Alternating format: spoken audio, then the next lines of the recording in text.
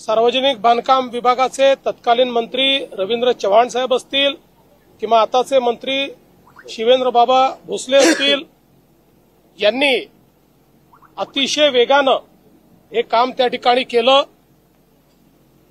आणि त्यासोबत श्री सुतार साहेब यांनी अतिशय उत्तम अशा प्रकारचा पुतळा तयार केलेला आहे. त्यांचे मी मनापासून अभिनंदन करतो. त्यांच्यासोबत IITचे इंजिनियर्स होते, जे स्कूल ऑफ आर्ट्सचे प्रमुख होते. अतिशय चांगलं डिझाईन याचं तयार केलेलं आहे.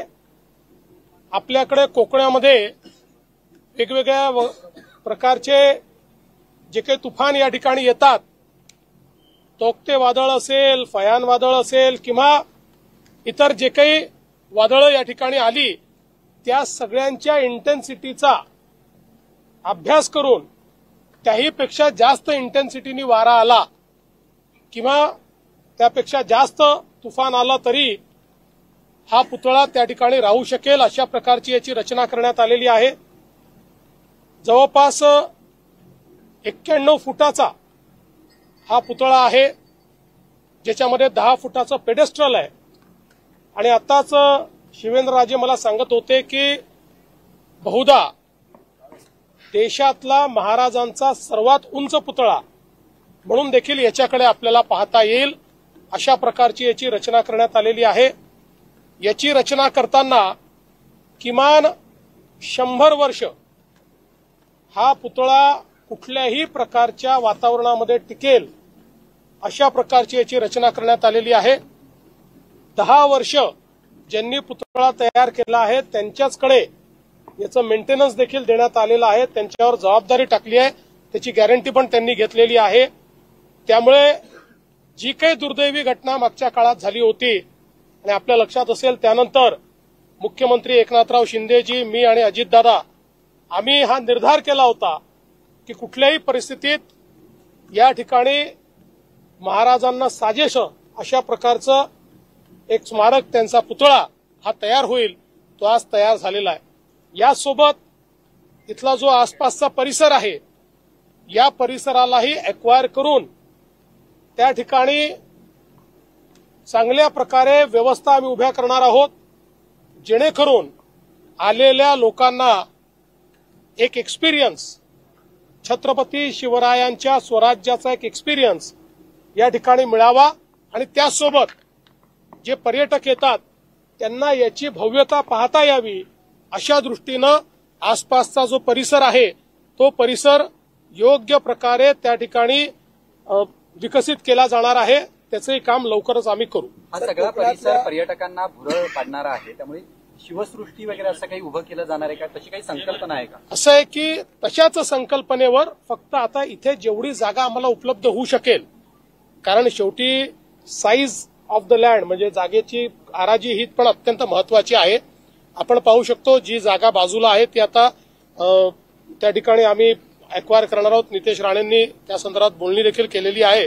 ते पण जे आहेत ते द्यायला तयार आहेत. त्याच्यामुळे ती जागा देखील आपण लवकरच एक्वायर करू. जेवढी जागा आपल्याला प्राप्त होईल त्याच्यानुसार त्याचं डिझाईन आपल्याला बसवावं लागेल, पण ते निश्चितपणे आपण बसवू. सर, कोकणासाठी दुसरी मोठी भेट म्हणता येईल का? परवाच तुम्ही एक GR काढलेला आहे, मच्छीमारांना आता शेतकऱ्यांचा दर्जा देण्यात येणार आहे, वेगवेगळ्या सुविधा सुद्धा मिळतील. कोकण हे आमच्या युती सरकारच्या अजेंड्यावर प्राथमिकता कोकणाला आहे.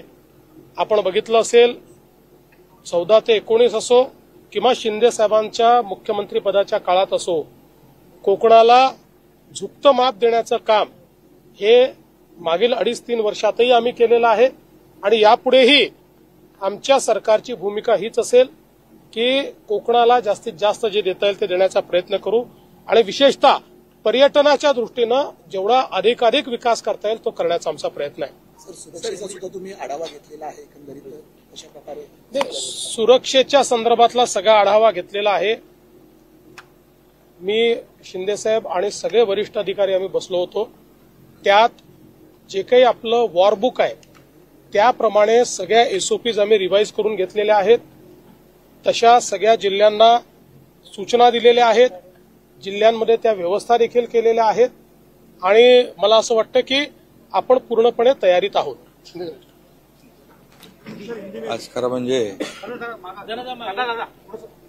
आजचा दिवस आमच्या सगळ्यांच्याच दृष्टीने एक आनंदाचा आणि अभिमान आणि स्वाभिमानाचा आहे। खरं म्हणजे इथे छत्रपती शिवाजी महाराजांचा अश्वारूढ पुतळा, आपला उभा पुतळा जो आहे, एक स्वाभिमान आणि दैदिप्यमान असं शौर्याचं प्रतीक या ठिकाणी शिवाजी महाराजांचा उभं राहिलेलं आहे। खरं म्हणजे दुर्घटना झाल्यानंतर त्या दिवशी आपण त्याच दिवशी निर्णय घेतला आणि जसा होता तसाच उभा हातात शमशेर असलेला पुतळा उभा करायचा आणि आम्ही तात्काळ आमचे सुतार आहे तिकडे राम सुतार यांना तात्काळ फोन केला आणि त्यांनी देखील तात्काळ सांगितलं अगदी रेकॉर्ड टाइममध्ये हा पुतळा आम्ही उभा करू। आणि खऱ्या अर्थाने आज पाहतोय की भव्य दिव्य असा छत्रपती शिवाजी महाराजांचा पुतळा उभा झालेला आहे आणि खऱ्या अर्थाने इथं छत्रपती शिवप्रभूंच्या पदस्पर्शाने पावन झालेली भूमी आहे आणि इथे शिवाजी महाराजांच्या पावलांनी या ठिकाणी इकडचे सगळा निसर्ग, इकडचं सगळंच पावन झालेलं आहे आणि अशा ठिकाणी हा पुतळा उभा राहिलेला आहे। खरं म्हणजे इथं येणारा प्रत्येक जण सिंधुदुर्गातला असेल, महाराष्ट्रातला असेल, इथं आल्यानंतर त्याला प्रेरणा ऊर्जा मिळाल्याशिवाय राहणार नाही आणि म्हणून हे महाराष्ट्राचं आणि तमाम शिवभक्तांचं एक स्वाभिमानाचं आणि शौर्याचं प्रतीक इथं उभं केलेलं आहे। आणि जसं मुख्यमंत्री म्हणाले की या ठिकाणी हा छत्रपती शिवाजी महाराजांचा पुतळा अगदी वेळेत उभा राहिला पाहिजे आणि तो वेळेत उभा करण्याचं काम खरं म्हणजे शिल्पकार राम सुतार यांचं मोठं योगदान आहे त्याच्यामध्ये। आणि त्याचबरोबर आपलं सार्वजनिक बांधकाम विभाग आहे, त्यांनी देखील खूप याच्यामध्ये मेहनत घेतली। तेव्हा रवींद्र चव्हाण होते, आता शिवेंद्र बाबा आहेत आणि PWDच्या सर्व अधिकाऱ्यांनी देखील यामध्ये खूप मेहनत, सचिव मला वाटतं त्या आपल्या मनीषा म्हैसकर होत्या, त्यांचीच कमिटी केली होती, त्यांची कमिटी केली होती आणि त्या कमिटीमध्ये तात्काळ आम्ही निर्णय घेतला, आम्ही बसून तिघांनी पण, आणि या पुतळ्याचं काम सुरू झालं आणि आज असा भव्य दिव्य पुतळा इथे उभा आहे आणि समोर आपला राजकोट किल्ला आहे,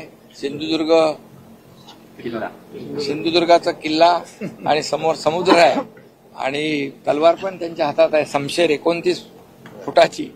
त्यामुळे आता खऱ्या अर्थाने इकडून कोणाची इकडे बघण्याची हिंमत होणार नाही आणि ह्या अगोदरच्या पुतळ्याचं उद्घाटनाला आदरणीय प्रधानमंत्री मोदीजी होते, आज ते इथं नाहीत, आम्ही आरती करायला आलोय आणि पूजन करायला आलोय, पण ते तिकडे देशाचं रक्षण करणाऱ्या जवानांच्या पाठीशी खंबीरपणे उभा आहेत, ते पण एक प्रकारचं शिवकार्यच करतायत। आणि म्हणून मी आज ज्यांनी यामध्ये सहभाग घेतलेला आहे, योगदान दिलेलं आहे, त्या सगळ्यांचं मनापासून मी अभिनंदन करतो आणि एक शौर्याचं, स्वाभिमानाचं प्रतीक, प्रेरणेचं प्रतीक या ठिकाणी उभं राहिलंय। ते खऱ्या अर्थाने मोठं एक इथलं पर्यटकांसाठी आणि शिवभक्तांसाठी एक आदराचं स्मारक ठरेल।